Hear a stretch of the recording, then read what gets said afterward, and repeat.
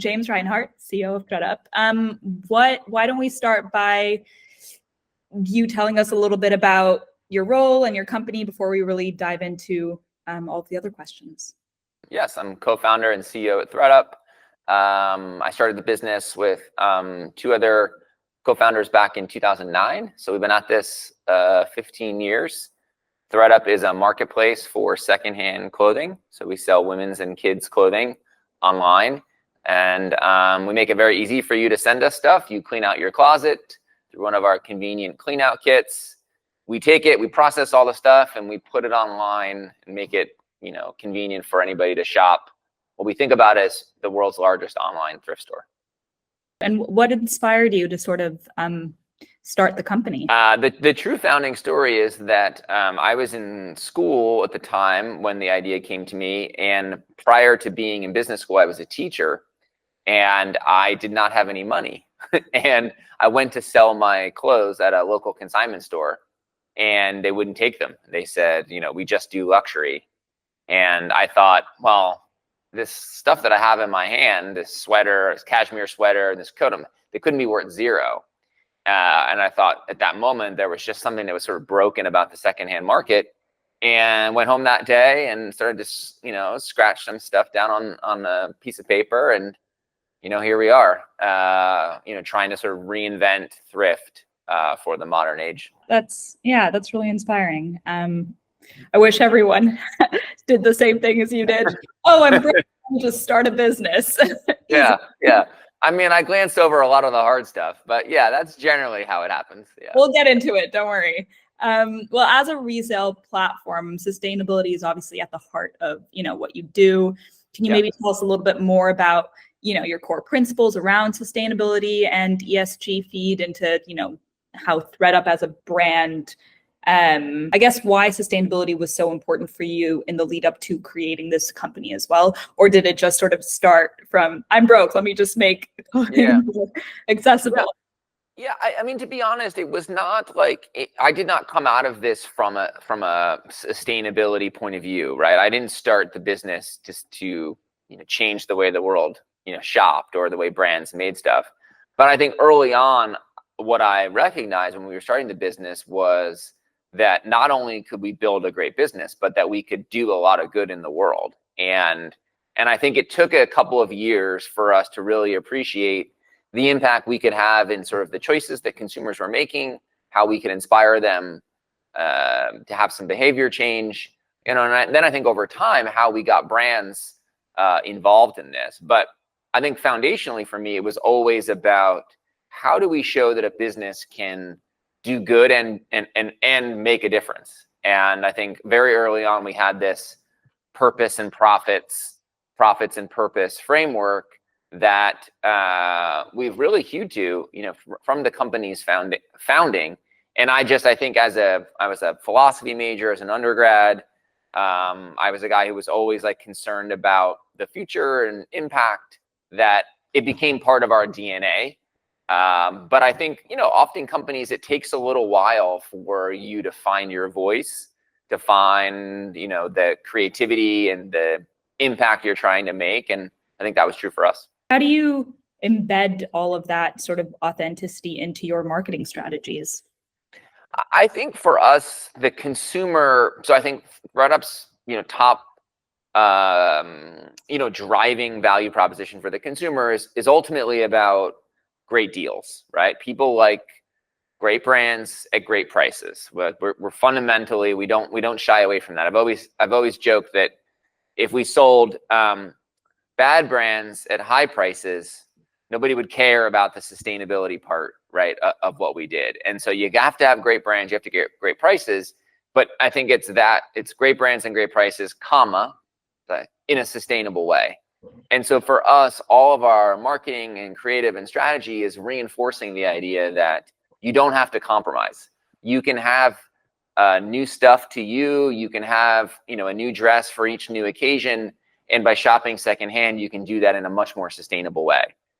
Because I think telling people don't buy stuff or, wear the same dress over and over again, I don't think that's an acceptable marketing strategy, right? So we really want to help people understand that if they do want that fresh new look, new to them opportunity, that secondhand is a great way to do that in a sustainable way. So that's really how we drive the marketing strategy.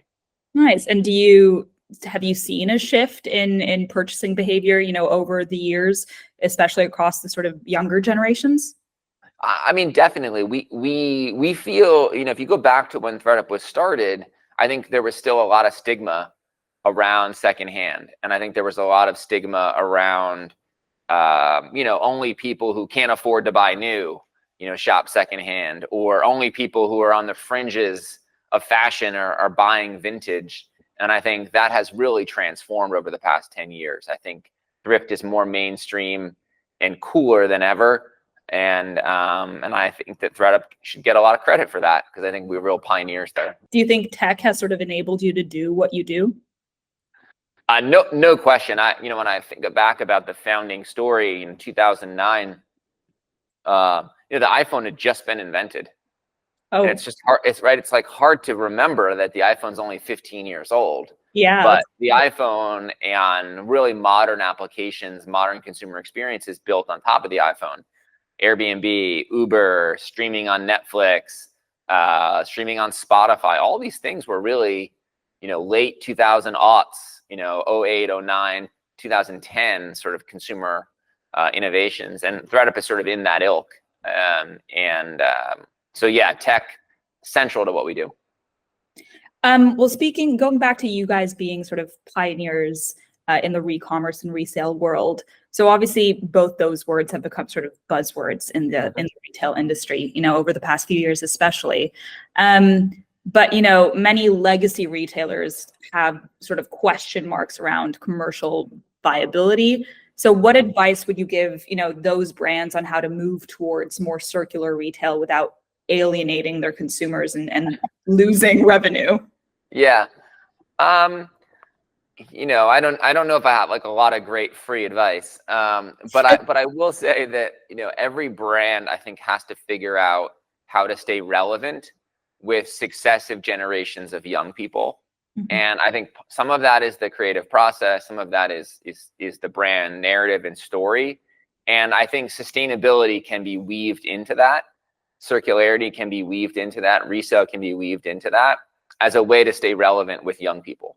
Because I think increasingly, folks are paying attention to that. I'm not saying it's the only thing they care about, but if you're given a choice as a young person between two brands, both of which are hip and cool, and one has weaved in sustainability and circularity and storytelling around the environment into it, I think generally speaking, that brand wins the day.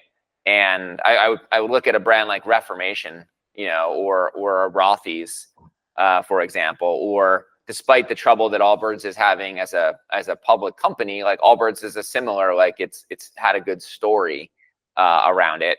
And so I think if a brand is building great products, they're relevant to consumers, then I think there's an opportunity to keep talking about circularity and sustainability. And I think that helps over time. Yeah. It's not the only thing, right? Like it's just as though a brand is made up of a number of constituent parts. I think that circularity can be part of that. I know that we probably touched upon this already a few times throughout this interview, but I mean, obviously you're speaking at our Future North America event on September 5th. So I am. Yeah, and we're very excited. So thank you for doing this as well. Yeah. So the title of your speaking session, I mean, thus far, is Global Resale Market. Again, I know we've really touched upon a few things that you're probably going to be talking about at the event, but is it possible to sort of, in a few words, tell us a little bit about the session and what it might be? Sure. I mean, look, I think what we have been trying to do over the past, more than a decade is bring high quality data, quality research, quality consumer insights to help educate everyone, brands, retailers, journalists, investors, authors, whoever, right? Anybody who will listen about the evolving nature of the resale market. And when we first published our resale report back in 2011, I remember publishing the report and, nobody cared.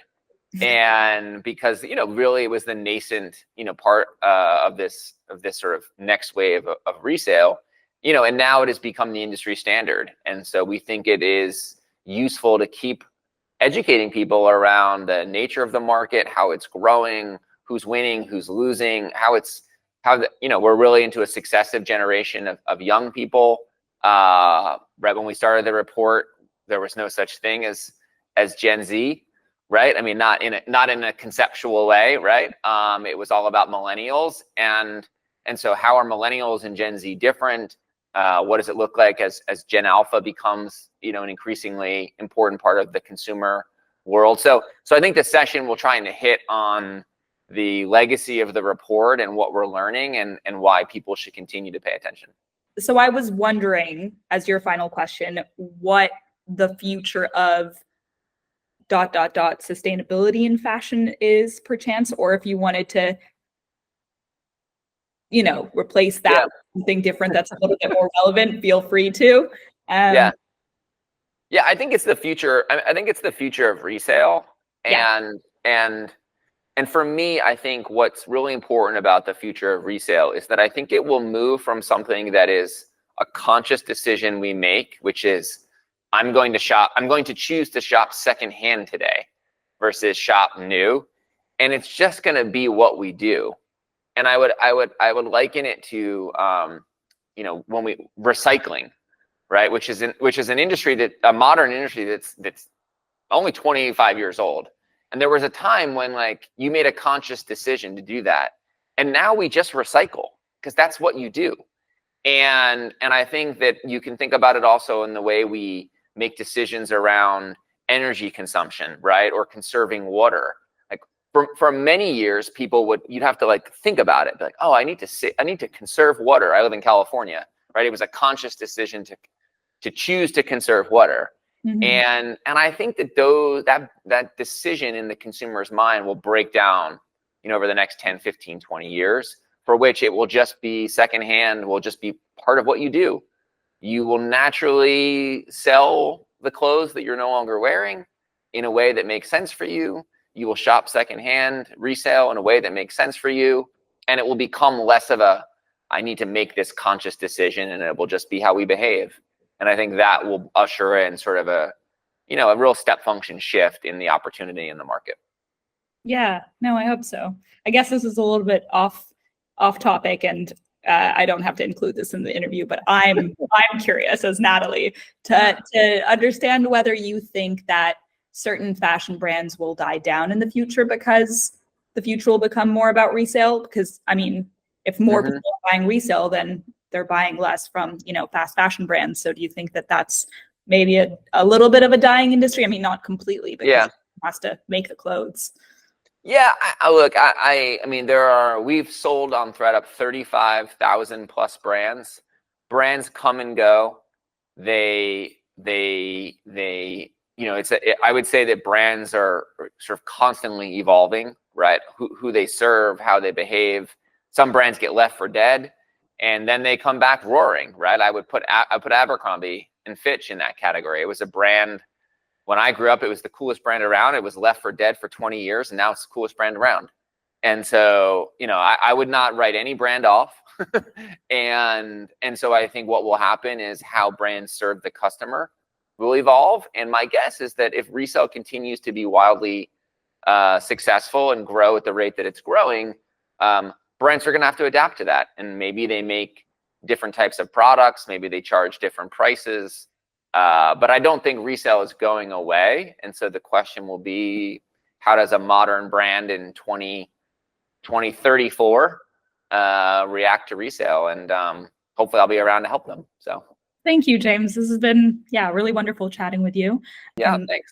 But yeah, any final words or? No final words. I'll save my final words for the 5th. Great.